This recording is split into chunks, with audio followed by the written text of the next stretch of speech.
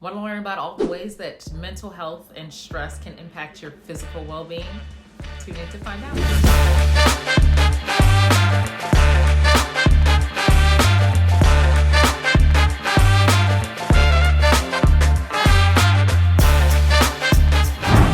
Dr. Martin here, and welcome to another Martin Minute, where I fit in a wealth of mental health information in 5 minutes or less. And today we are talking about physical symptoms of stress. So many times I will hear people say, well, what is the point of talking about all this mental health stuff? Like, I'm sure it will just even out in the end. What can the true impact be?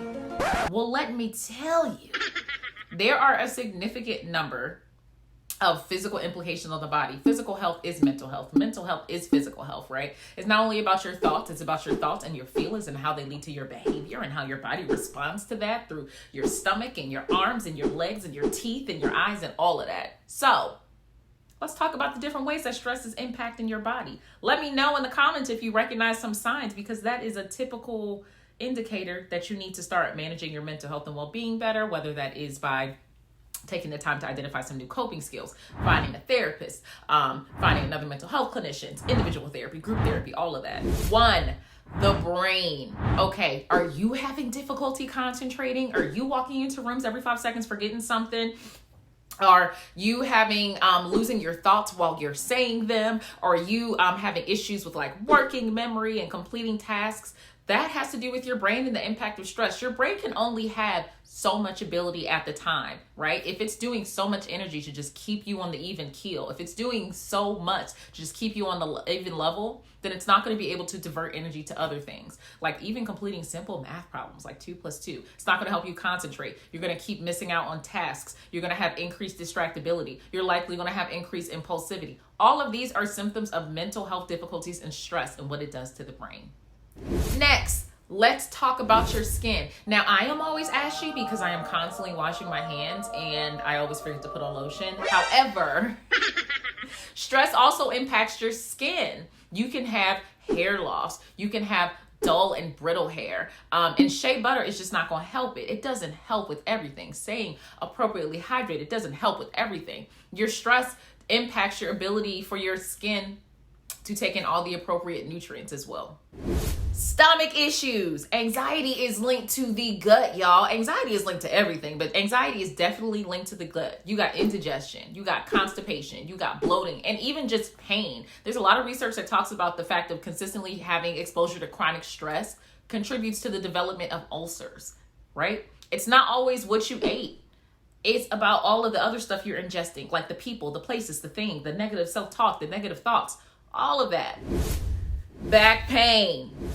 Honey, my back ache, my bra too shake, not the word. My back ache and my bra too tight, my booty shaking from left to right. That is it. That's it. But your joints and your muscles, you can have increased inflammation. And as a result of that, you have tension and aches and pains. Also, when you're experiencing a significant amount of stress, you're likely holding tension in your body, frowning all the time, clenching your jaw, shoulders up. And as a result, you may not even notice that you've been holding on to tension all day or all the time during that meeting or every single time you have to walk into this office and deal with that person or walk into that school and deal with that person.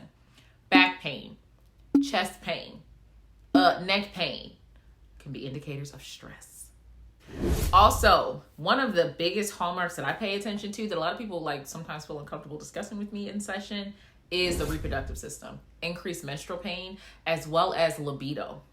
Having a decrease in libido can be a result of like differences and changes within your hormone production, as well as issues when it comes to your menstrual cycle as well. So if you notice that you're not getting pleasure in things that you used to get pleasure in, or that your menstrual cycles are significantly more painful than they used to, that can also be a significant indicator of stress and what is happening in your body.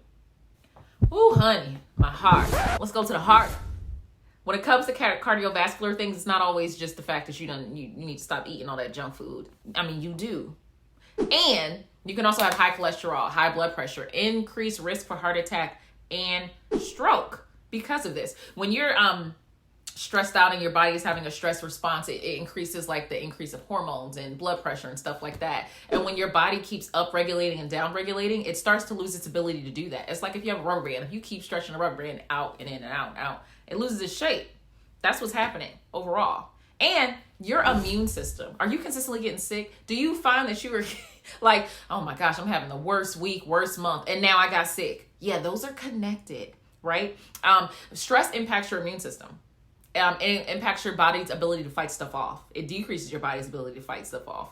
And it makes you more susceptible to being sick. So please realize, if you do not make time for your health, mental and physical health, you will need to make time for illness. All right. So thank you for tuning in to our mental health community. Dr. Raquel Martin, PhD. Tell me what you thought about this episode. Did I miss some things? Did you see yourself in this entire episode? Also, follow me, like, comment, share, subscribe on Instagram, TikTok, Facebook, and of course, YouTube at Raquel Martin, PhD. Thanks, y'all.